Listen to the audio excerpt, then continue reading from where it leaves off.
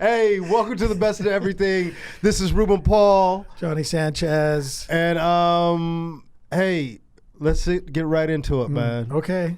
First of all, thank you to everybody who's been listening to the podcast. Thank you. Who's subscribed and liking everything. We really appreciate it. I appreciate it. Johnny is not the most appreciative person. Very appreciative. But he is appreciative. Like Johnny's like, you're pretty ungrateful. No, I'm not an ingrate at all. But on things like this, specifically things like this, I'm very appreciative. When people take the time to go out of their way to listen or view or whichever way they're doing it, I appreciate that a lot. Or it's just sort of like when people come to see us do stand-up. It's like a big deal to me. You appreciate it. But somebody visiting me, I'm not that, no big deal. No, but sometimes, you'll be like, you're very... fickle? Fickle's not the word, but you're very kind of like... dominating? You're like, I don't know, suspicious. You're very, you're very like... I got that from my mom. Yeah. My mom is always just like, who's coming over? We're not going to do that again. My dad doesn't talk like that. And we're not even going to get into that again. Help it. That was the last we already discussed that my dad does not talk like that. As a matter of fact, doesn't talk like that. I do want to, one of these days, I want to play your dad's voice. A voicemail, a message from my dad. So, because I'm actually curious if people think he has a light accent, a heavy accent, or almost a non. I'm trying to think. It's like he's not Ricardo Montalban. It's not that heavy. No, it's not that heavy. And it's not it's definitely he not does have an... He's got something. Yeah, he does have an accent. There's a little something in there that I can't... It's a little immigrant-y, a little bit. There's no way it's immigrant-y. He was born in California. I know, but there's a little bit of... But, you grew up in farm country, though, in California. Yeah, so but none of the people he hung out with were... he did hang out with black people. He hung out with a lot of black people. Yeah, because your dad actually had black friends, like unlike me. You. Wait, what happened? We said the opposite thing at the same time. Yeah, it was unlike you. Shout out, man. Shoeless Joe Jackson, James Billy Brown. What's up, guys? Shoeless Joe Jackson. Adrian. Why are you naming people from the Negro League? Why are you naming people from the Negro League? We used to call him. It was his nickname. Shoeless Joe Jackson? Yeah, because it was a Shoeless Joe Jackson. Yeah. So, again, that goes back to my point of racism in America. Adrian Tony Williams, shout out. What's up? Just name some of mine. Quit making up names, dude. Adrian and Tony Williams. They're brothers. Brothers that are brothers. Brothers that are brothers. You have to add the A on it, brothers. Well, because so people don't get confused with siblings, brothers. Yeah, that are brothers. Brothers. What's up, Mo? What's up, motherfucker? All right, we can't start the show like this every single. You're always questioning me whether it's blacks, Mexicans, Asians, whatever. Well, because Johnny, people like a good thing about doing this podcast is. You lived a very, well, I'm not going to say very sheltered life because a lot of your drug use in the past, but more so. Don't even know what he's talking about. So. I can't wait to the 100th episode. 100th, yeah. So you can come clean. Okay. Pun intended. Pun intended? Pun intended. So you can come totally clean, man, and kind of tell us about your drug use, which we won't talk. We have two topics we could actually talk about, but we're going to do the other one, right? We're going to. What are we talking about today? Let's talk about opportunities. Okay, that's what I thought. I figured we might be doing. Now, a lot of times explains. Yeah, you're gonna. A lot of times in this business and in life in general. Yeah. One thing that's very important, I think, in becoming successful is we always hear like success is when preparation meets opportunity. Right. And then you're successful. But sometimes... Right place, right time. Right place, right time. Lightning in a bottle. Yeah. This is the name of my production company. You've mentioned that before on the podcast. Of course, I'm going to continue to. And for you guys out there, mine is lightning in a taco, in case anybody's wondering, which is much harder to happen than a bottle, if you guys weren't aware of that. Lightning in a taco? Lightning in a taco. It's my production sometimes it's like you're almost racist against your own people sometimes. You said that. Listen, that was in the promo. I know, dude. Don't. But by the way, stop using the word racist. Well, because there's people out there that are going to go, well, is this guy? Or something? No, just go. Look, you're very prejudiced of your own at times, Johnny. You can be a little biggity with your own people or something. But let's biggity. I like that. Biggity. Yo, what was that song? Yo, biggity. Oh my God! Yo, you talking about? Yo, biggity. I like the way you work it. No biggity. Got to bag it up, girl. No biggity. Yeah. No, it's no diggity. I know. But that'd be a funny one. That'd be a funny version. That was no biggity. Okay. Let's get on track opportunities. Yeah. Can we get back to? Hey, I'm trying to. You're the one that keeps diverting on the. We'll talk about you. We'll talk about your drugs and all the kind of shit you used to do, and then and quit acting like you knew black people. And okay, so you were the one. Was that your impression of me? I mean. That was my sarcastic impression. That's your blanket black impression. No, it's my here's the thing. For you. No. You got because you're irritating me, man. So I got to do it like, no, man. See? Man. No, man. Nah, Johnny. You ain't pulling that, man. I just heard it. It came out a little bit in you. Dude. All right. Every black guy, is every black guy you've ever encountered over 50? Like, that's the voice that you, man. That was but I did a younger one. Man. Okay, do that again. I kind of like when you do. Man. It's racist. All right, I won't say. Prejudice. Biggity. It's a little biggity. No biggity. All right. Let's get back. Can we get back on track, Chris? Here with. All right. So here we go. Opportunities, and it's recognizing opportunities when they're presented to you, and I think another thing that's important is looking at the big picture, because sometimes, especially in this business, dude, when we're starting, everything is about exposure. Remember, you do a gig, and it's like, hey man, what does the gig pay? And it's like, oh, doesn't pay anything, but you get, 2 free drinks and a meal or stage time. Or I'm there. Remember? What? We'd be like, I'm there. Oh, yeah. When we're starting out. Yeah. We definitely you had me at stage time is what we used to say back then. I know. Yeah. But now it seems like everything, I don't know if it's a generational thing. I don't know if it's just the sign of the times now, but everybody wants to get paid right now for everything that they do. And I just think that eliminates opportunities from the bigger picture of you really being able to do something on a bigger level. Sure. Right. So I just know for me, man, there's been so many things that I wish, and my buddy Russ is here hanging out. Shout out Russ. Well, you usually do that. Yeah, I usually do that. But now Chris is like, stop it, Chris. Were you going to say that? No, you know what? This is how I'm going to solve this. I'm hiring somebody black to come work on the show. Ruben thinks we're against him because there's no blacks in chiming here. in with the laughing. No, he didn't say anything. I addressed him. Wow, really? That's your impression of him? That sounds a little racist, doesn't it? How does that sound racist? So every Native American goes. No, that's not. What do you? Don't try to reverse it on me. I wonder what the Native Americans did laugh at, like during that whole thing with the settlers. Oh, is that how they laughed? I don't know. Man! Yo, it starts raining. There's probably some Indian listening to it like, these guys are fucking assholes. These guys these guys are definitely biggity. While he's drinking his bourbon. On the reservation. At the one bar on the reservation. Can we just say Chris he's Native American. And what's the other thing? He didn't know his father, so he doesn't know. No.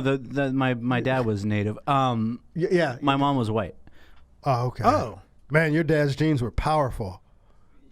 Destroyed those white genes. Well, if you thought my brother is a redhead with blue eyes. Are you serious? I am the only brown person in my. Well, no, I mean, not the only one because there's black people on the other side of the family. But that's not blood related. Why'd you say it like that? No, because they're not blood related. So there's like they've come into the it's confusing because I don't have the same father. So my brother's side, even though he's blonde hair and he has more black in him than I do, but I'm the brown one. It's an interesting. Well, why would your brother have black in him? Because they're from New Orleans, so Creole. It's a mix of everything, like gumbo. Yeah. I remember saying that before too on one of the podcasts about using anybody from Nolans and they're mixed up as like they're literally like gumbo. Yeah. That's like probably but he's Native American and white, so he's his own. He conquered himself something like that, right? Yeah, he did. Oh, and it's funny because his name's Chris Smith, which is you see these guys at Chris Smith Adams. Oh, is it Chris Smith Adams? It's actually Chris Bryant Adams. Okay. My middle name is like Kobe Bryant. But Bryant, really? Bryant, yeah. Okay. Yeah. But you know what? Those are the names of the guys that you see running, that are at have casinos or running casinos. Mm-hmm. They've been so Americanized, but yet they still have they're like Chris, Running Bear, Bryant. Yeah.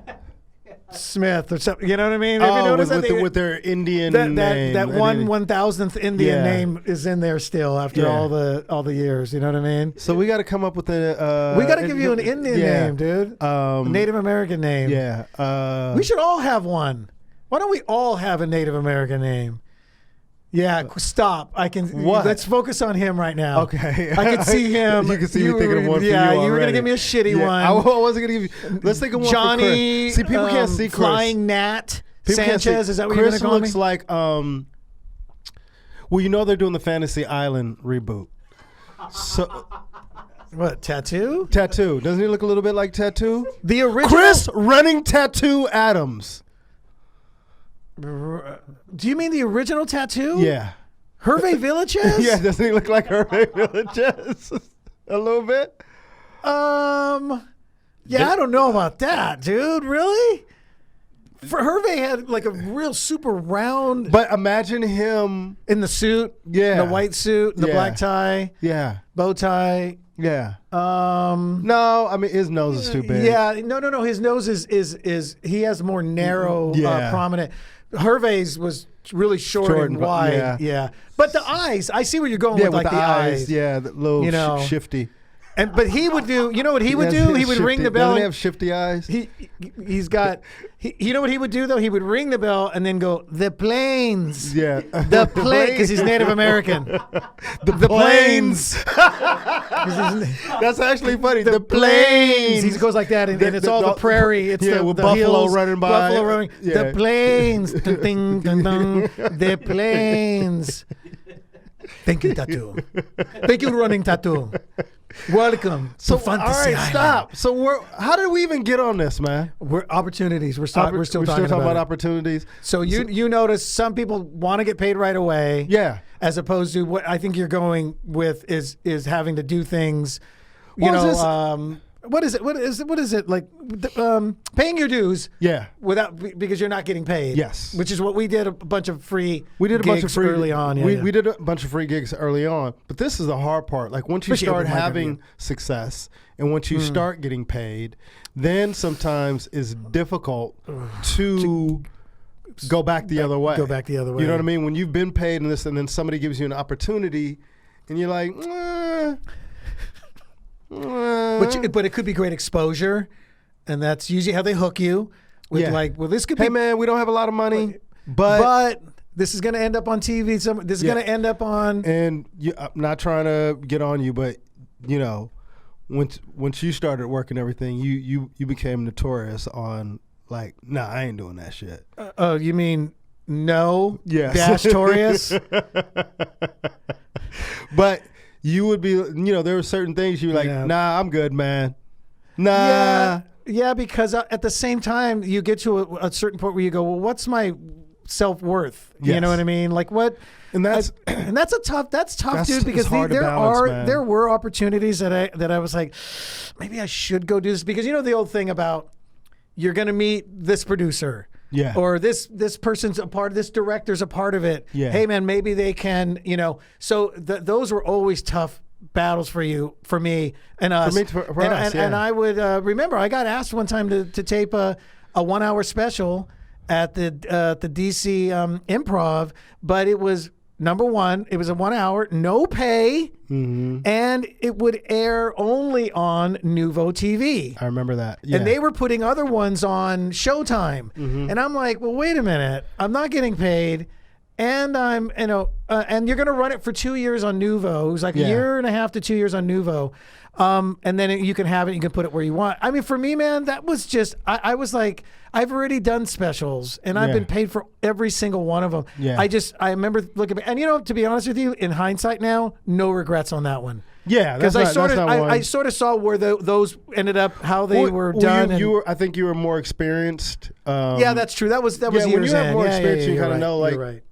I got offered a special, and for me, recently, yeah. So this is again when you're seasoned and you've been in the game. So recently, and my thing is like this: I'm so grateful that at this point in my career, I do have other options. But somebody from the outside looking is like, why would you pass on that? Well, when I looked at as you get older in the business and you have more experience, you're kind of able to look at things like in a 360 way, like all the way around and go, okay, I do recognize the opportunity.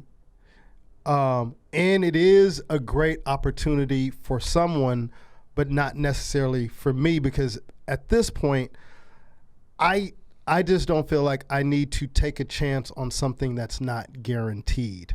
Like to burn an hour of material maybe, that people might not see because this company can't sell them or is just not going to be seen by a wide audience.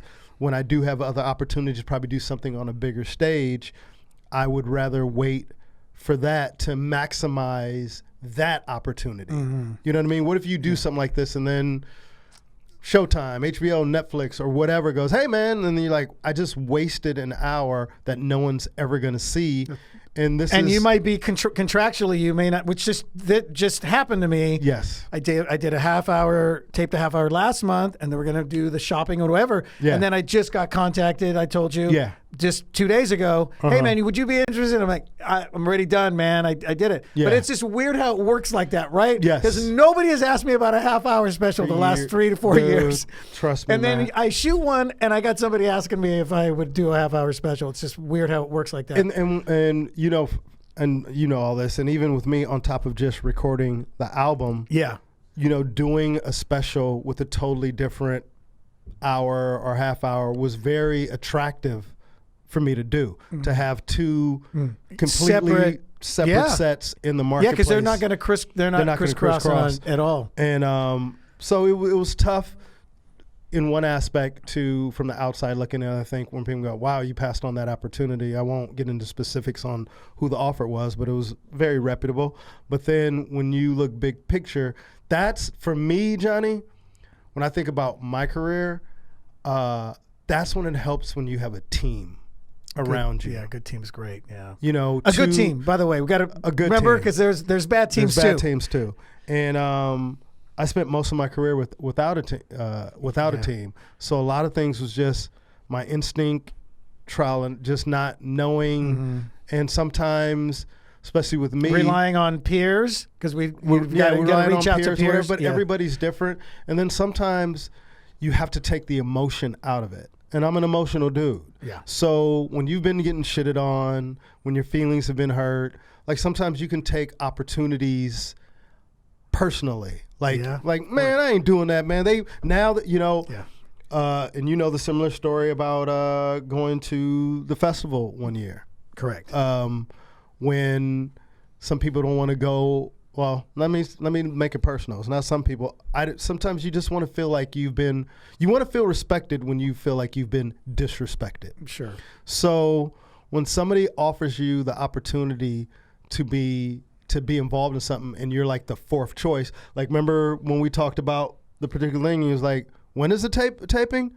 Who canceled? Right. So someone cancels, now you come to me? Yeah. But when you have a team around you, they're able to go, hey, man, who cares how the opportunity got to you? Take advantage of the opportunity. Yeah. And that happened with me because I was going to pass on. I know. I remember you called me about that. And I was trying to be all gangster about this. You were like, man. As soon as these motherfuckers, you know, and my manager called me and goes, so the offer came. I'm like, did you tell him no? Yeah. And she was like, no, I didn't tell him no. Right. And I go, we discussed this already. She goes, yeah, but you were angry. Mm-hmm. And she said, you need to think about this and we need to discuss this and talk about it. And as we went through it, there was really no downside for me to do it except me feeling disrespected on my own personal thing. And she said two things she said to me. She goes, because she knows I love sports, and she goes, how many times in sports has somebody gotten hurt and then the backup comes in and you never hear about the starter again? We can talk about Tom Brady, and we can go on down the line of people who've gotten opportunities who weren't anybody's first choice. Yeah. You know, movie roles. Hey, Rami Malek, dude, was not the first choice for Sasha. It was Sacha Baron Cohen. Yeah. And he pulled out. And so here you go. The guy ends up winning an Oscar for that. You know what I mean? And all kinds of other. I just think a challenge is like a lot of times. Yeah, you were not in that headset, by the way. You were not in that mindset of. Because this is how much. I don't mean to cut you off, but this is how much. This is how much you were. This is how ticked off you were about it. You actually, I don't remember this, but when you called me about that, I was like, ooh, yeah, Ruben, you kind of got to put that aside. This is like still a great opportunity. And you were so adamant about it. But Johnny, look at this. They waited they're not showing, they're being that you talked me into your point of view. Yeah. By the time we were off the phone, I go, man, you know what? Man, fuck them, dude. Yeah. That's bullshit. So I actually went, because my initial gut was with exactly your manager, like, man, just be there, and then look how it all ended up working out, though. It ended up being more than just you helping somebody. It was you at the festival performing and then being asked to perform at multiple places once you got out there because people saw you there, and then look at everything that transpired from it. Yeah. So there you go. I could tell this story, right? Yeah, I could tell the story. I'm not saying anything only because this is your thing, and I don't want to. Look, we could always. It's not any secret story, but it's maybe this will help some people. Long story short, because it's a good story. Yeah, a very good friend of mine, Tiffany Haddish, who we all know and love, called me to help her with her monologue for the gala that she hosted in Montreal, which I was, very honored. This was 2017. This was 2018. This was just last summer. That's right. Yeah, that's right. It was just just last. happened. It feels longer than that. Tiffany's my girl. We've been friends for a long time, and then I'll never forget it because me and Owen Smith. Shout out Owen Smith. Shout out Owen Smith. Thank you. So me and Owen Smith were hiking at the Culver Stairs, and I hadn't talked to Tiff in a minute. She was in New York, I think, shooting Last OG. And she had hit me up and was like, hey, I'm doing Montreal. So I got two questions for you. One, I'm hosting a gala. Will you do my gala? Two, will you help me with my monologue? And I'm like, yeah, absolutely. So she was like, okay, good. We chatted for a minute. And it was good to talk to her because, I hadn't talked to her in a while. Yeah. And then kind of went about my business, kind of told my manager, hey, we should be getting a call, X, Y, and Z. So a few days go by, no call or whatever. And then I was doing Ryan Stout's podcast. Shout out Ryan Stout. Shout Stout. Shout out Stout. Really? Shout out Stout.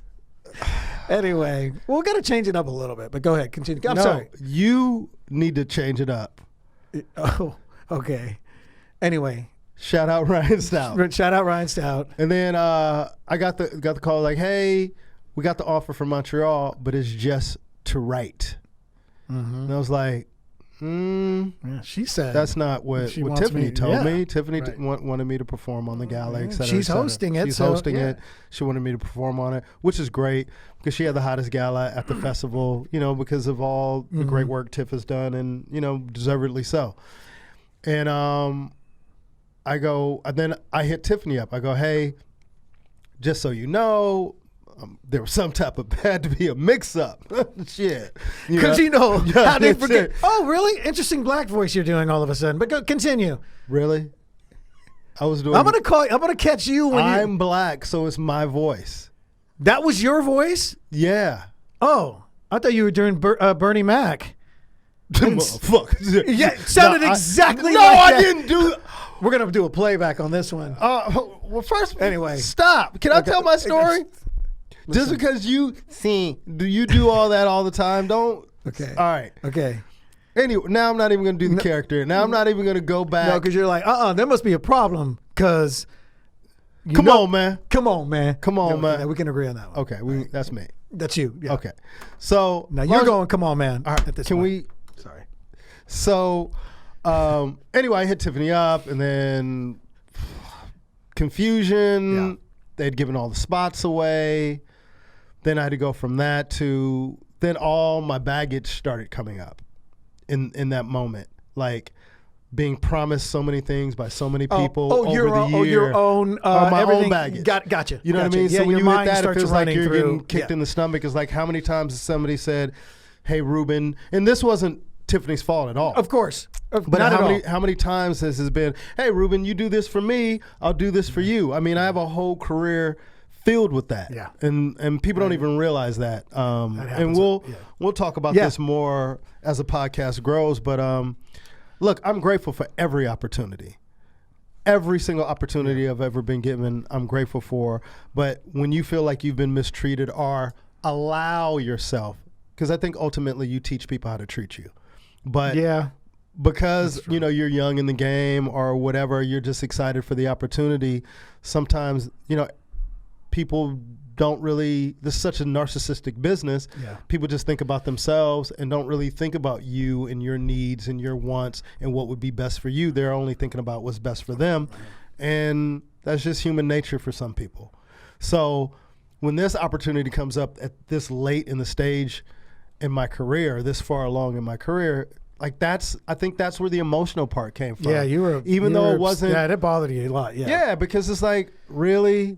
And then, all your insecurities start coming up. Sure. What? Oh, they don't think I'm good enough. They don't think I'm funny enough. Or why am I always the fourth choice or the last choice or whatever? I'm just as deserving of anybody else or whatever. And so it bothered me. So I called my manager, and she was like, "So what do you want me to do with this offer?" And I said, "Well, let me talk to Tiffany, because if I'm not performing, I don't really want to go." Right. You know what I mean? I've done that before. I've written for other people at the festival before, and I just didn't want to do that anymore. Mm-hmm. And I called Tiffany, and she was like, "Ruben, I need you." And I'm like, "Fuck," because when to me, when a friend asks you something, it kind of supersedes the business part. The business part and all. Yeah, she's asking you as a friend. As a friend. Yeah. That's just like if you called me. Like, I know you would do everything in your power to make sure I was treated fairly and respected. Of course. But if everything went to shit and you said, "Rube, I know this is messed up for me to ask you, but dude, I really need you on this," I'm going to do it for you. Right. Because you're my friend. Mm-hmm. And that's just how I am. And Tiffany was like, "I need you." She was really busy. I think she was doing Last OG and shooting something else at the same time. Yeah. It wasn't the Tyler Perry. She was busy. Of course, it's busy all the time. So begrudgingly, I said, "Okay, I'll do it. I'll do it for you, Tiff." So I had set into my mind that I'm going to Montreal. I'm just going to be a writer. I'm just going to not going to be angry. I'm not going to be angry. I'm just going to help Yeah. Tiff shine. That's what I'm going to do. So, I won't get into all the details and the politics of it. But the bottom line was... Bottom line is a slot opened up on her gala. Right. And I remember talking to Michael Bearden about this. Shout out, Michael Bearden. Can I give my boy a shout out, man? Yeah. And he did a great job on the Oscars with Gaga, man. But shout out Michael Beard. He's amazing. He's amazing. He really is. And we'll have him as a guest on the show. And Bearden kind of gassed me up too. Bearden was like, "Nah, man, you too great of a talent, man. You don't play second fiddle to nobody." I'm like, "Yeah, you right, Mike.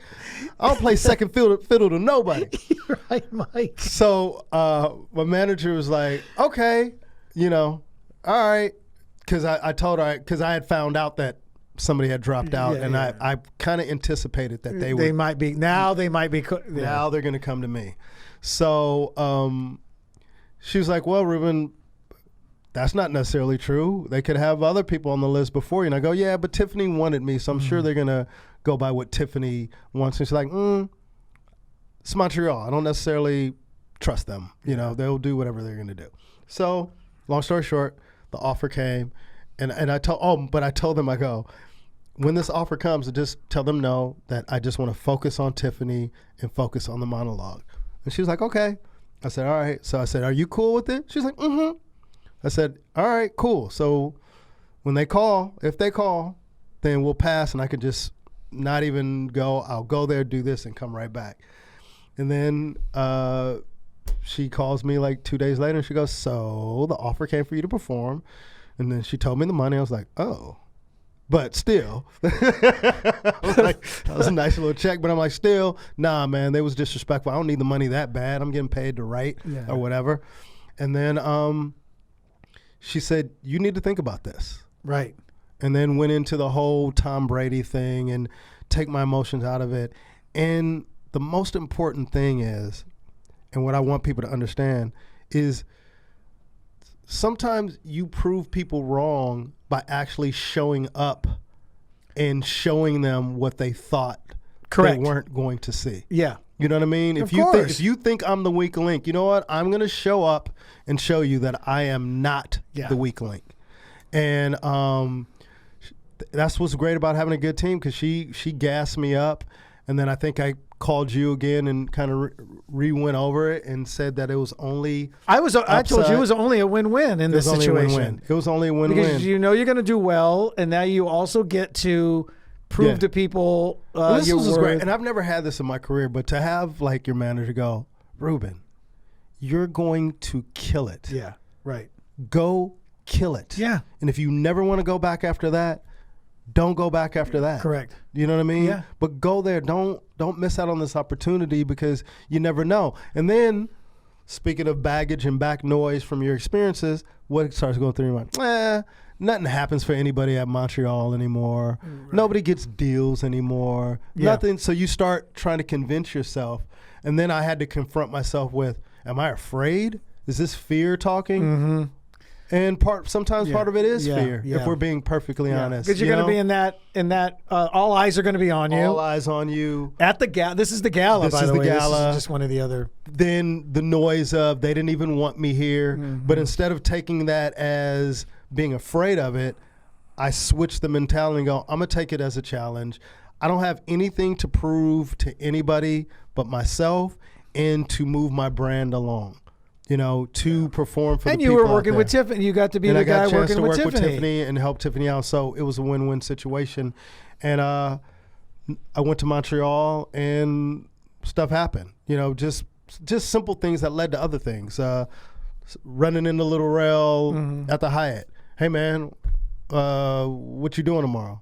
Just doing the gala. "Now, why don't you come jump on my show?" That one, Chappelle. Didn't you do Chappelle's? No, I hung out with Dave. And, you hung out with Chappelle. Yeah. But you did a couple. Didn't you do more than just one other one besides? Yeah, I did a couple. Yeah, I did a couple shows because they saw you there. Yeah. And they were like, "Oh, you're here, Rube? Yeah, come jump on this show." Exactly. And then I went, and the good thing otherwise you might have not had those if you hadn't been doing the show and taking it. Yeah. And then the cool thing about doing Rail's show was, Rail was cool enough. He had a Lil Rail and Friends show, and it was a lot of comics. Shout out Lil Rail. Shout out Lil. Good job, man. Yeah, shout out Lil Rail, man. And I was so grateful that he even asked me to come. So I jumped on the show. There happened to be a reporter at his show. Oh, that's right. Yeah, that's right. And then Rail had to put up about at least 10 comics on that show. And Wanda Sykes was at that show, and to get a write up Yeah. Out of all the comedians they mentioned, you know, I was one of the comedians that they mentioned in the article. So that, like, things like that wouldn't have happened if I would have stayed home, and then ended up getting an agent out of it and just making contacts. Yeah, and you wouldn't have gotten it. You could have passed. First of all, none of that would have. If you just said, "No, man, if they're not going to have me in the show," then forget it. So, but here's the thing: if I didn't have representation, if I didn't have a team around me that I trusted to help me take my emotions out of it, if I would have just been normal, like it's been for the last 10+ years, I wouldn't have done it. Yeah, because you wouldn't have listened to Johnny Sanchez. I wouldn't have listened to you. I wouldn't have. See? Yeah. Yeah, I wouldn't. Because you talked me out of it. I talked you out of it. And I mean, this motherfucker gassed me up. Yeah. What's up with the gassed up thing? I like that. Yeah, but why'd you? I've only heard NASCAR guys talk like that. No, that's. Well, thank goodness, man. I pulled in, changed my tires, they gassed me up, and I'm good and good. So I don't know. Are you in a NASCAR or is that a no? Is it a black? It's what we do in my community. Oh shit! Yeah, so they got it. Man, shit! I watched World of Dance last night, motherfucker. Shit. Really? Now everything's gonna be motherfucker. Yeah. Like, and you wonder why I call you racist? Are you one? No biggity. No biggity. All right. No biggity. Yeah. No, you're biggity. You're very biggity. I prefer no biggity. No, of course you prefer no biggity because you. But you're. How about prejudice? No. Preggy. Hey, man, you're a little Preggy. Hey, mijo. I was going to say mijo. Hey, mijo, guess what? He called me Preggy. You know my negrito friend, Ruben? Really? Negrito? He called me Preggy. Today he called me Preggy. He called me Preggy at the food Hey, Candy! Is he... Really? I'm sorry. You know, my mom would be like, "Don't be saying my name on your podcast." She has no idea. I love your mom. She has no idea. Would they even listen to this podcast? Are you going to tell them to listen? Oh, they're not going to listen. But for family members and friends back home that are listening, you don't even bring any of this podcast up to my parents when you see them. Okay? Let's keep the parents out of the. You're an adult. What are they going to do? Put you on punishment? I just don't. Are you going to get a spanking? Look. We've talked about this. Dude, my parents are so old school, dude. Like they don't even have call waiting. Remember, they don't have call waiting. I get a busy signal when I call if they're on the line. Yeah. They don't. They have one cell phone between the two of them, and it's a flip phone. Yeah. Like they are. I mean, but what does that have to do with them knowing who their son really is? They know who their son is enough. They know enough. They know a version. They know a good version of their son right now. Yeah, they don't know the version the rest of us have to know and deal with. They don't know that version.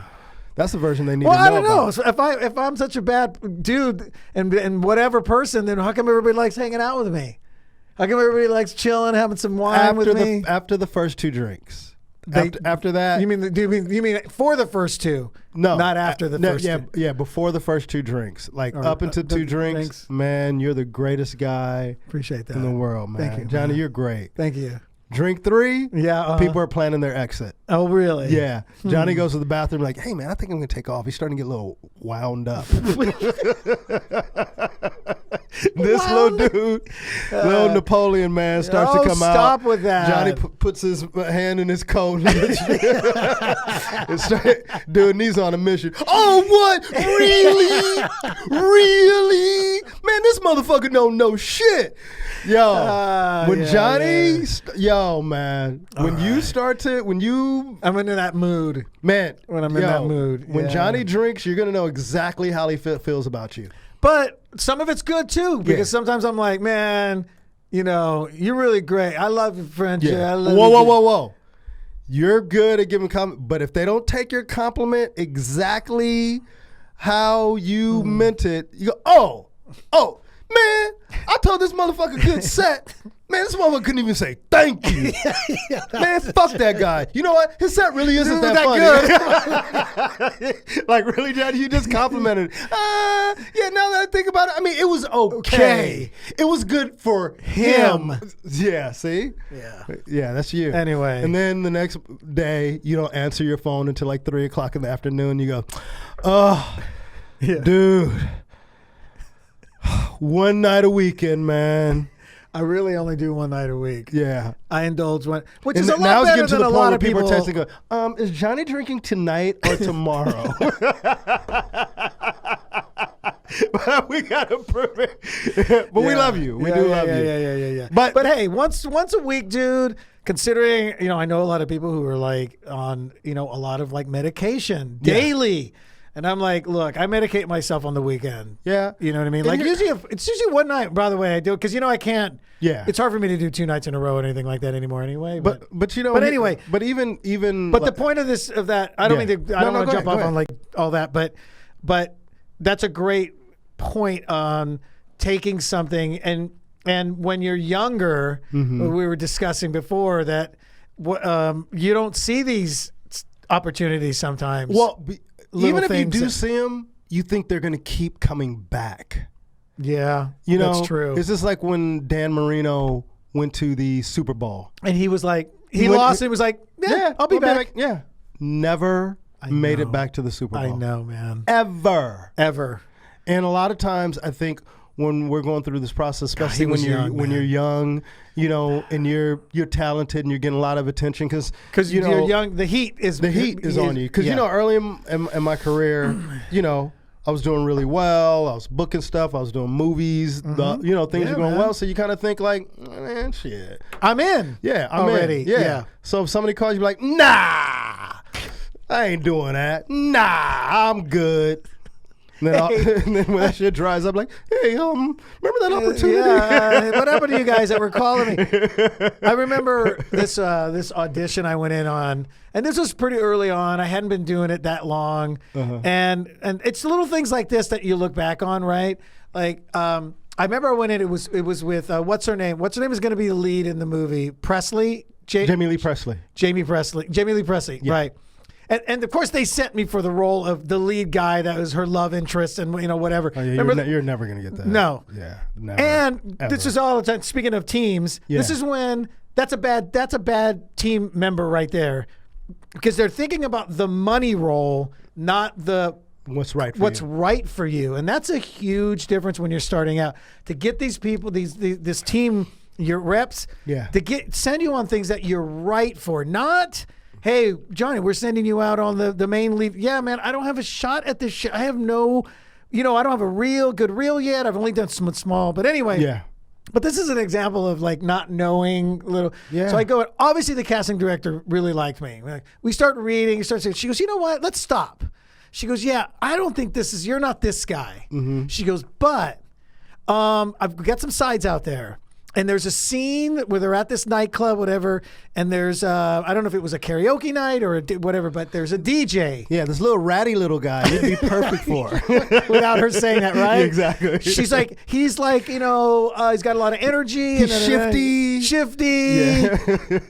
Biggity, little predgy. So perfect. So she goes, go You're out. Like, oh man, that does sound like me. She's like, but I remember being like, offended, a little offended by her just stopping. Isn't it amazing how your feelings? And here I am, I'm not knowing that I wasn't right for that role anyway. Yeah. But she goes, it's the role of so and so, the DJ. If you want to take a look at it. Come, and then read over it if you want, and come back in when you're ready. And I'll read you. Let's read you for that because I think that could be. I'm like, okay. So I go out. And the girl, she said something about the assistants outside. Like she goes, oh yeah, that's the DJ so and so. Yeah, okay, that was DJ Igor. So I go and I start looking at it and reading it, and I was kind of like, Igor. Oh no, no, okay, he doesn't I'm sorry. look go like ahead. Igor. Does he? I mean, what's Igor from? Igor's from the Hunchback of Notre Dame. Oh, Notre Dame, for those of you picky people out there.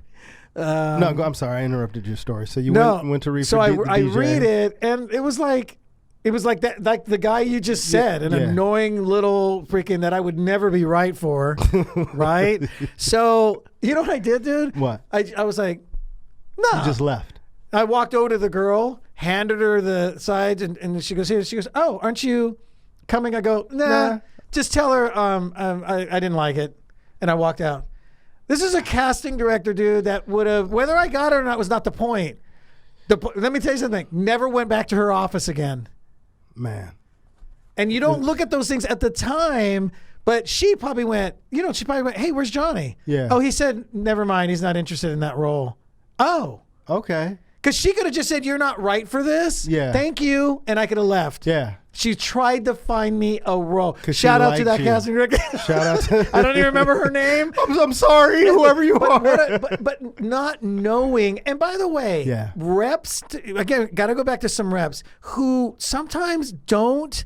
A lot of them would always be like, if you don't want to, then don't. I rarely found those reps like Maggie who said something to the effect of, hey, man, just you should have called me, man. Let me get you back in on that. Or and they're like, oh, you didn't want to, but she's a big casting director. You should. It's weird that at that time you just don't know. You don't know, man. You're making these decisions blindly. And by the way, this was back when roles were kind of all over the place. Yeah. I mean, there was just they were just churning them out back then. You know what I mean? It was a little bit different, but still, dude. Like I look back at that and I go, the hell was I thinking? She was almost offering me. She was offering an opportunity. Yeah, and I probably would have done great at that as that DJ. To be honest with you, you would have killed it. That's why she asked you to do it. She was like, "Wow, he would be great for this role." The actual casting director, like when you really think about that, and it's like I said, it kind of goes back to wandering, and that's why when you see a lot of people who are successful, like you see Kevin Hart shouting out his team all the time because he has a great team around him that he appreciates, that allows him to operate at a high level. And for me, the thing that I love about Maggie is we're able to disagree. Yeah, like we'll have the conversation. And we will argue back and forth, not screaming at each other or anything like that. And I'll say this, and she goes, "Are you finished?" And I go, "Yeah." And then she goes, "Boom." So there's a debate that goes back and forth, and she helps me take emotion out of it. Like, I hear your point. I understand what you're saying. And one thing that I love about her is it's your career, and I'm gonna always back you 100% with the decision that you want to make. Right. So even at the end, if you say no, if it's a no, or she's a yes to in. something that she doesn't want you to do, because that happens sometimes as well. I don't know, this is risky. Yeah, you as a transgender, you as a dress as a female. I don't know, you know what I mean? You're like, no, but you got to understand. I want to work. That would never be the argument for me. This is I think those are roles you should seriously pursue. You want to hear? Because I saw that photo of you. There's that picture of you with your hand on your hip. Okay. Can we get a photo of that one? Chris, you better not pull up that damn photo. There's some damn promoter, man. And Google it's haunted him for. It's haunted me for years, and everybody uses that. And it was a TV spot that I did, and somebody took a screenshot at a moment with my hand on my hip. Because you were doing the female. I was doing the female character, and somebody took a screen grab of me and dude. It's been around. Clubs have used that shot for years, and I'm like, really? But here's the thing: I went in for a role one time, and this was early in my career, and I'm not saying this is good or bad or anything. It is what it is. But the character was effeminate, and I went in and wrote, and then the casting director was like, "Can I stop you?" And I go, "Yeah." She's like, "You're just way too manly for this character." Right. And I go, "Yeah, I am pretty manly." Okay, shout out to Manly. And I'm just saying, and as an actor, maybe it was my deficiency that I couldn't. You were probably struggling, struggling. Yeah, I probably couldn't. It's not in me to be. Maybe I don't have the correct. I didn't have the correct training at that time. I believe now if I wanted to do a role like that, I can totally do it. But I was a young actor at the time. And, you know how to play things based on the tools that you have. And I probably, like you said, was probably against it mentally, so it wouldn't even allow me to immerse myself. I'm judging the character instead of being the character. Yeah, and you were probably saying to yourself, you were probably already saying to yourself, I'm too probably manly for this anyway. But you know what I just thought of? To be perfectly honest, I remember the old Denzel Washington, Will Smith story when Will Smith did the movie 6 Degrees of Separation. Okay. And he did the scene where it's been a long time. Where he kissed a man on screen, basically. Okay. And I could be wrong. I'm sure we can go Google the story, but I think the story was Will Smith just said, hey, man, Denzel, supposedly the advice was Denzel said, hey, man, as a black actor, because of homophobia and everything, especially at that time. At that time. That's 20 years ago probably, right? Yeah, more. Or more than 20 years ago. At that time, with the homophobia and how, in the black community, it's not a secret how, homosexuals, especially during that time, were looked down upon, that could affect the rest of his career, because he felt like some black people wouldn't look at him as an actor. They would just be looking at him doing some gay shit. Just as what I mean? Yeah. Oh, so Will gay now. Yeah, you know what I mean? Exactly. Yeah. So it was just, not saying that you can't tackle these roles and be anything, because that's what's a part of, I think, great about being an actor is putting on somebody else's clothes, per se, to become something else that's different from you, to play roles that are nothing like you.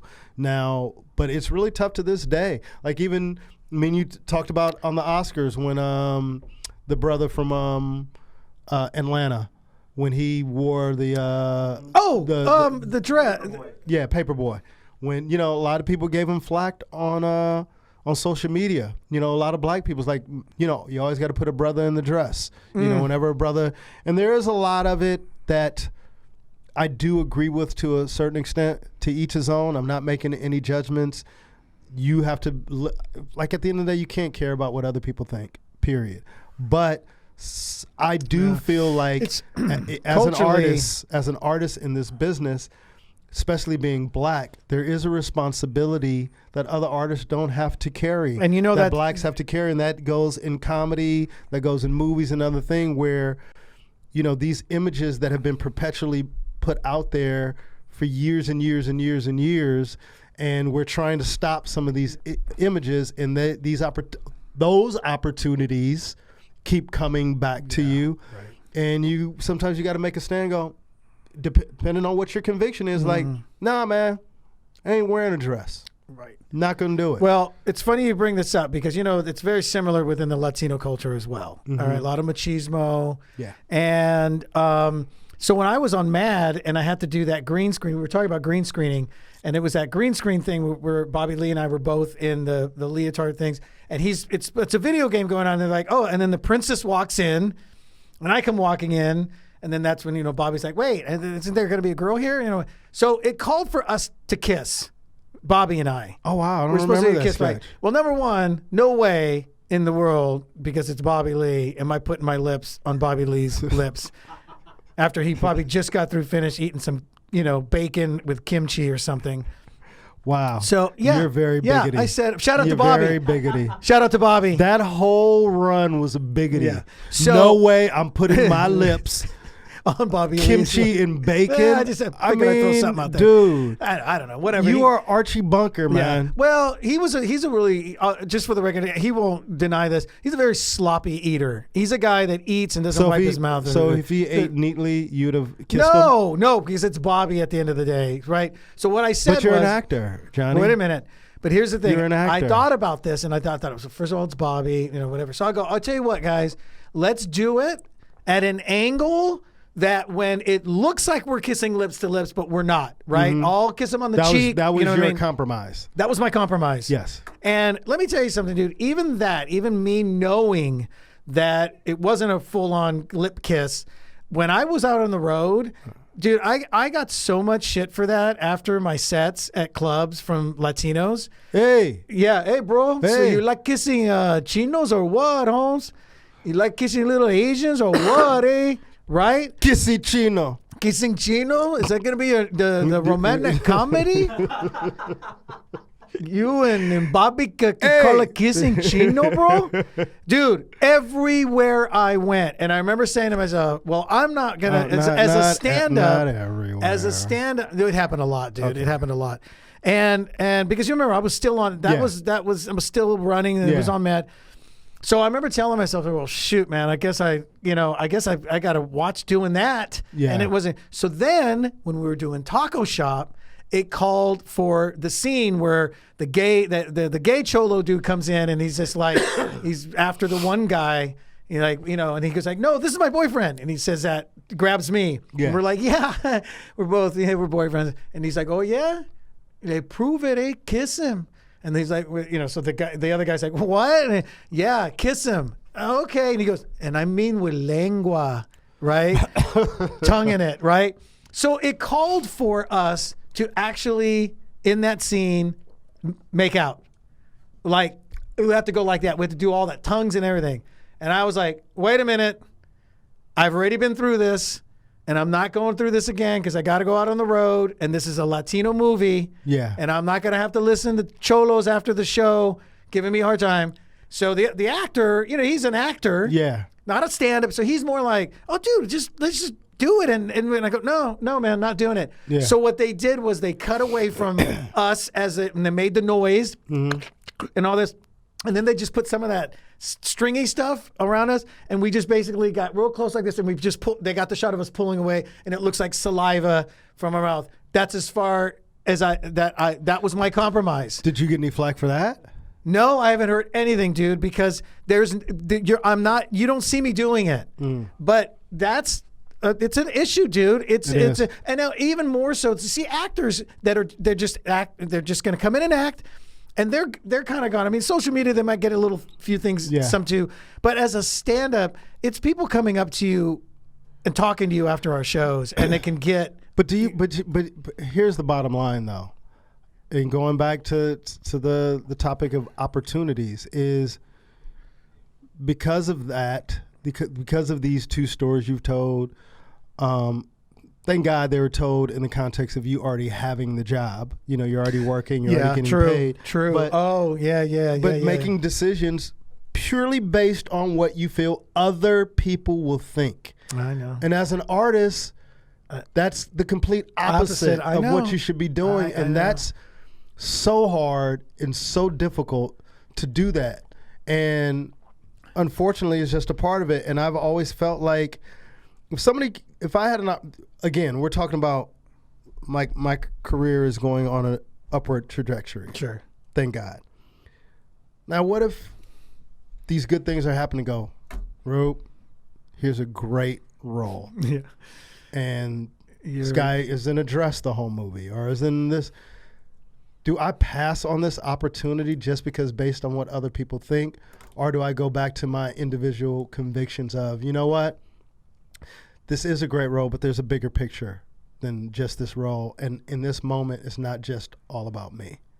And that's how I would make the decision. Sure. Like it's not, even if I wanted to do the role, like my whole thing is for anything that it's like, why? I always ask questions, why? Mm-hmm. Why am I doing this? Is this necessary? Is it? Because sometimes the reason why I think a lot of black people get upset is, it's the constant, they think, emasculating our heroes. Like every time a black celebrity gets popular, they want to throw them in a dress. And it's sometimes like, was this dress even necessary? Why now all of a sudden do you go from Blade to Tu Wong Fu? I know that was a big issue with Wesley Snipes. Wesley Snipes. But Wesley Snipes is an artist. He's an actor. Patrick Swayze did it. Yeah, but it's different for non. So culturally, it's a cultural thing. Well, man. and Leguizamo, dude, but he came from, he's also a theater guy, and that's another different little animal. And he was fantastic. I'm sure he got flack for it. And within the community, you know. So, just recognizing opportunities and making the decisions. I guess at the end of the day, you have to go by your morals and convictions, but when morals and convictions don't play a part in it, and I'm not talking about gay roles, I'm just talking about in general, me in Montreal or you. I used to say, remember how many cholo roles I used to turn down? Yeah. Back in the day, they were always trying to get, and I was at a conflict because as a stand-up, I was developing a voice for myself going, hey, I'm third generation. Yeah. I'm not, this is who I am. I'm Americanized. And yet the roles were coming up like, Johnny, do you want to play, a big puppet and do you want to play Smiley in this? I'm glad you brought this up, Johnny. Yeah. So, and I said no to a lot of those, but the irony is 10 to 12 years later, I'm doing Little Joker, my own character on Mad TV. I think, George Lopez, same thing. Passed on a lot of roles that he thought gave negative images to Latinos. You know what I mean? And he's a proud Mexican man. Yeah. You know what I mean? Sure, and that was his image. And like you said, in stand-up comedy, and then you play a role. Like just sometimes in our communities, we don't see the difference between reality and, what's the word? Acting. Yeah. And real life. Yeah. A character and the real person. Like there's no difference for, people call people by their characters' names when they walk down the street. I know. When Denzel did Training Day, people were a little intimidated by him after he did, like, oh shit, is that how he really is? Yeah. But the thing that I want to get back to with the opportunities, you pass on all those opportunities.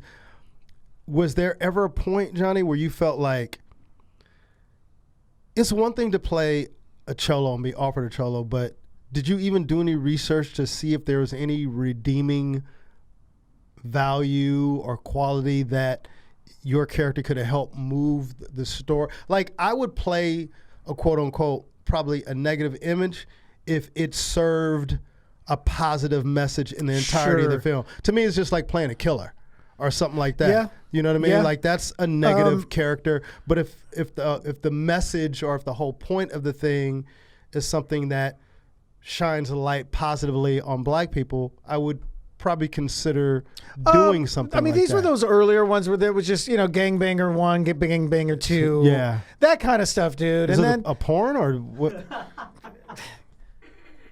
What? You said gangbanger 1. Gangbanger, gangbanger. Yeah, well, that's what they call them. I mean, those were what they were saying. Gangbanger number 1, gangbanger number 2, gangbanger number 3.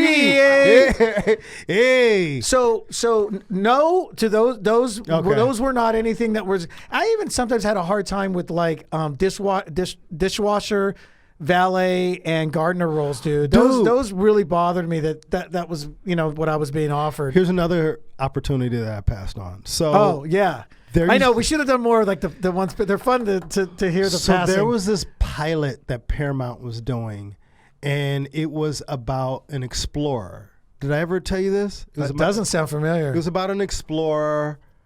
They actually shot a pilot for it, I believe. Can't remember the name of it exactly, but it was about somebody. It was about it. Was it Columbus? But anyway, it was an explorer who had a slave that was on the ship with him. That was his trusty assistant or friend. Mm-hmm. And the person I was working with at the time thought it was hilarious. And I was like, I'm not going in for that. And I remember going, why? This is hilarious. And I go, this is racist as hell. And I go, she didn't understand it. She was like, Ruben, the twist is the slave is the smart one and the explorer is the dumb one. And I go, repeat back what you said. I said, repeat back what you said. Yeah. And she goes, the slave is the smart one and the white explorer is the dumb one. That's hilarious. And I go, repeat back what you said. And she goes, what? The slave is the smart one and then the smart. I go, the joke is that most slaves are dumb and ignorant and most white people are smart and right. Educated. Yeah, the brains of the of the operation. So the joke is, hey, a nigger is smarter than him. Are you out of your motherfucking mind? Hell no, I ain't going out for that. But I know an actor did. Yeah. And an actor got that role. And he might not look as deeply into it as I looked at it. He probably just looked at it as did it ever go to? No, I don't think it ever went. But the point is, what's the saying? The more things the more you know, like the more you're like. It's not the one like much is given, much is expected. That's one aspect, but this is the version of it is like, oh, when you know better, you do better. Oh, right. Okay. And I'm educated enough. I know enough about our history. I know the history of this country.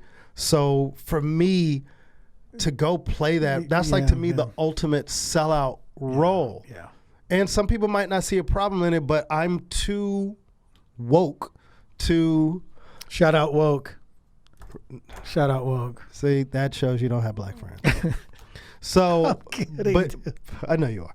But for me to do that role was like it was an absolute. That's gonna be a no for me, dog.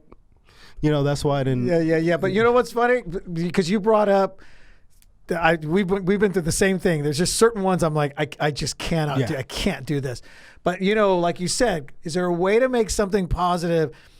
What the only reason why I ended up doing Little Joker was because I knew that a character like that, Little Joker's like he's not a gangbanger. He's not he's not any type of gang affiliated kind of. He's a wannabe. Yeah. And he's just funny and everybody likes him. So from whites, blacks, you know, whatever. And he's people like him. And everybody know no matter what color. Yes. It's you know that crack up little guy that's, you know. So yes, when it came time to do finally a cholo role, if you will, if you want to put him in that category. That was the reason why I did something like Little Joker. You can give him some humanity and some humanity is the word. You can you know and just because somebody's from the hood, just because somebody's a cholo or doesn't necessarily mean that they're bad people. Right. A lot of times they're just products of our environment. And I've had close friends growing up who were in gangs and who, you know, were good people. You know, but just got caught up into doing the wrong things. Like everybody makes mistakes no matter what race you are. Yeah. We all make mistakes. But to just pin something on a specific segment of the population of cholos are a certain way or black people from the hood are a certain way. Like when people talk about people from the hood, we're always shocked and astonished when people go to college and become doctors and this and that. Yeah, the opportunities are limited sometimes in inner city neighborhoods, but there's a lot of black families who raise their kids and Latino families who raise their kids. They know right from wrong. They don't do any crime or whatever. Just economically, they're not in a position to live anywhere better. But they're not bad people. That's why everybody in the hood is not a certain way. You know? Yeah. So I think it's important when you do have those opportunities to take a role like that and give them and show them in a different light and put a positive spin on a negative stereotype. Yeah, of course. Like that's kind of dope to put a positive spin on a negative stereotype.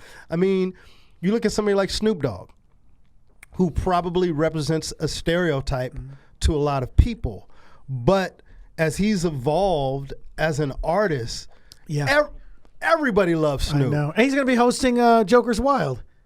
Yeah, and I mean, he'd be the game show. Like I remember, that's crazy to me. I remember being in Sweden, dude, walking down the street and seeing posters of Snoop everywhere, and the guy sells out all over the world, and funny? People love Snoop, Snoop, and that nobody is bothered by his weed smoking. Yeah, it's almost like they Parents embraced it. They're like, well, he's back there. There's a cloud in the green room, but he'll be out here, and because it's like he's been who he is the whole time. He, you know, but he has evolved. He has evolved from the thuggy early days, and then he just kept gradually, you know, he had his kids and he was involved with their football team. Yeah. You're just like, oh shit. Look at him. Oh wow, we judged this guy too harshly. Do you think he was this guy does things for the youth? Yeah. You know what I mean? He invests a lot of time and money and energy to help uplift these kids and get them opportunity.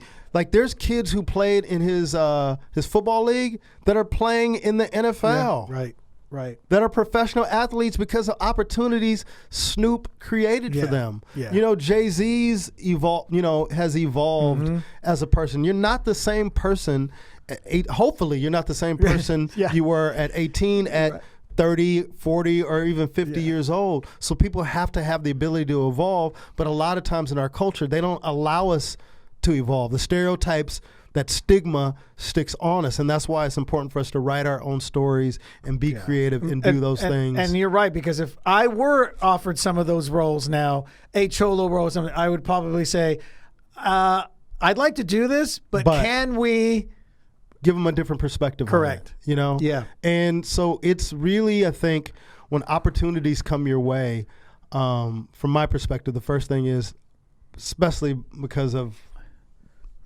everything that I've gone through, the pain and disappointment that I've gone through, I tend to take things personally.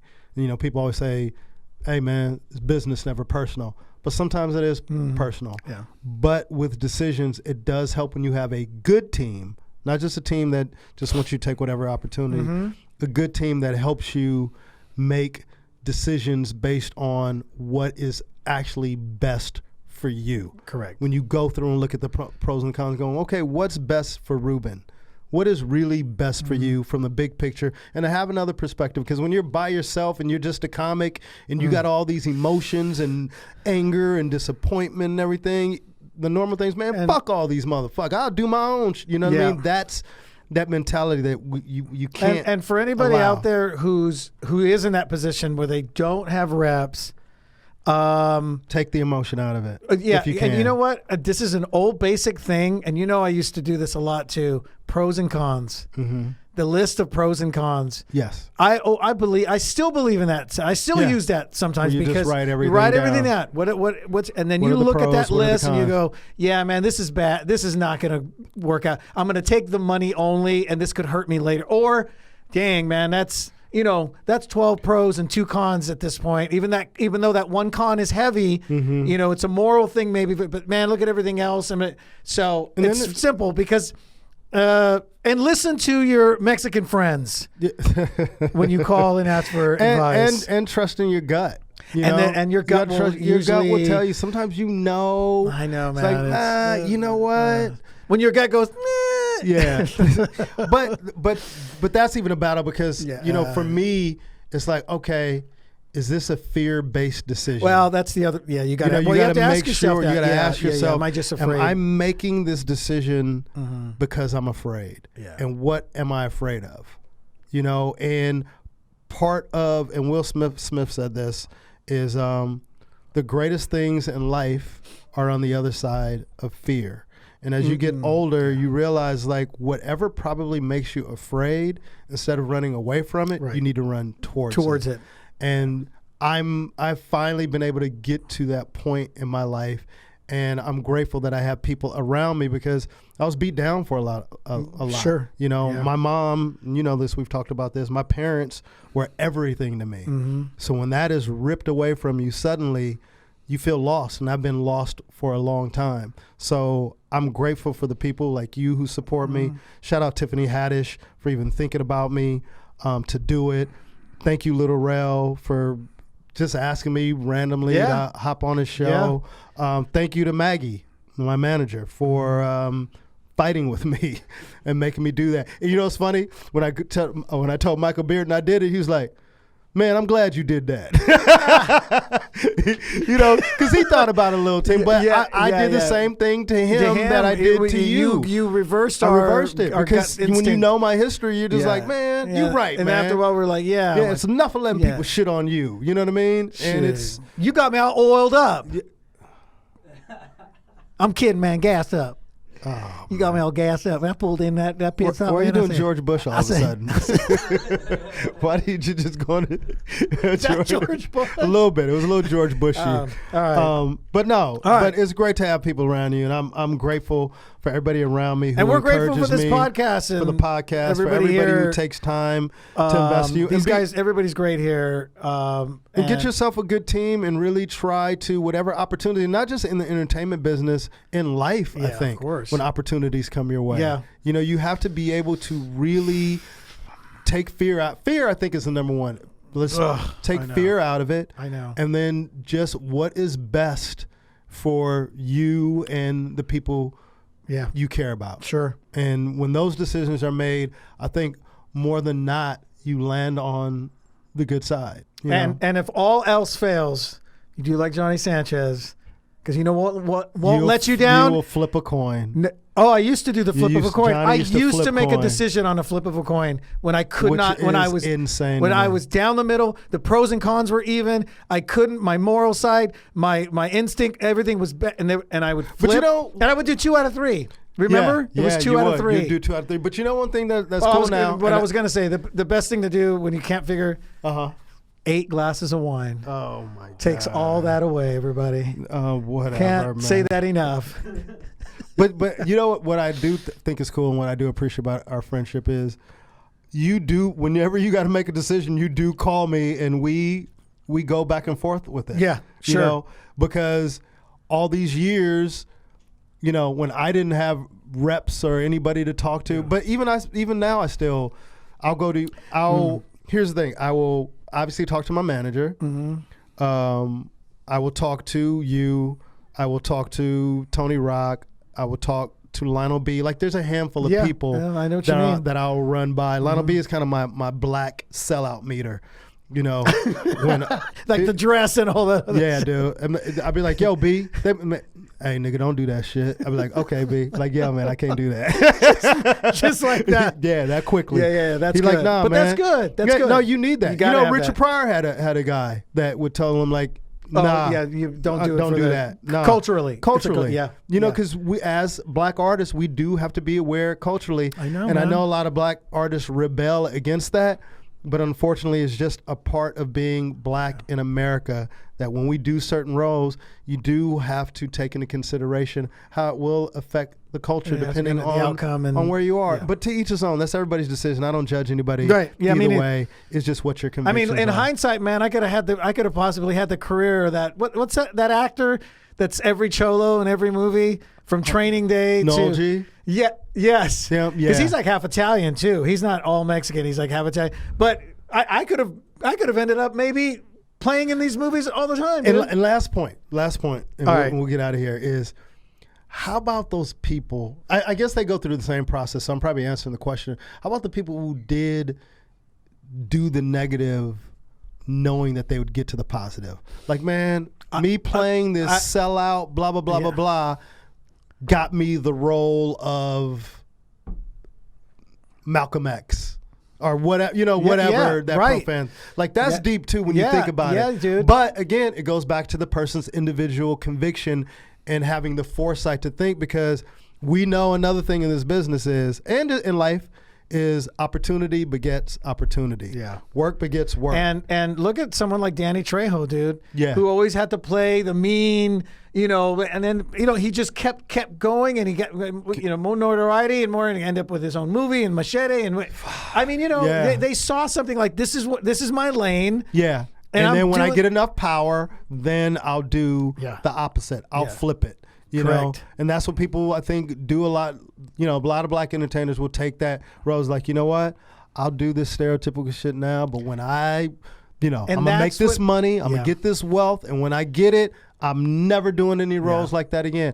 And I just think that goes back to an individual who can do that, who's strong enough to do that. I remember some people telling me, I don't know if they were necessarily my reps, but I remember going, Johnny, just do these roles now. And you get in, you're going to meet the producers, you'll meet this casting people are going to bring you. That I didn't see at the time. Yeah. There was all these other people that maybe, and we'll talk another time about when you do the favors, and you never hear back from these people ever again. But you know that what? Can drive you crazy. But Johnny, I'm seeing this in my life manifesting sometimes 20 years later is when you sow good seed and you do things for the right reason. Yeah. Your harvest will come eventually. Yeah, that's true. Because there's some people who I felt wasn't shit. And later on in life, people evolve and people change and people remember, like, hey man, I just want to apologize to you. Yeah. I know 15 years ago, you know what I mean? So, and let's end the podcast with this saying that I heard the other day. And the saying is, time is man-made, timing is divine. To me, that's just so powerful. Yeah, that's great. Because we're all sometimes feel a victim to time. But things make a difference in your life when it happens at the right time. Correct. So timing is man-made. We shouldn't worry about time. What we need to focus on is timing with those opportunities. Correct. So that's the best of everything, man. I appreciate you, dude. You too, brother. Yeah, I love you, man. Yeah. And Chris, we will have an Indian name for you shortly. And Russ, thank you for hanging out. Yeah. Ruby Tuesdays, every Tuesday night, 9:30. Johnny does a show quite often. And I just feel like it's a quality show, and it's a diverse show. And we put on all different types of comics. So everybody's represented. Everybody has an opportunity to shine, no matter what race you are. It's not one of anything. It's everybody has a voice on my show. Men, women, male. Well, I was going to say men, women, male, female. It's time to go. All right. We out. Yep. Ruby motherfucking Tuesdays. This show is all about diversity and bringing everyone together.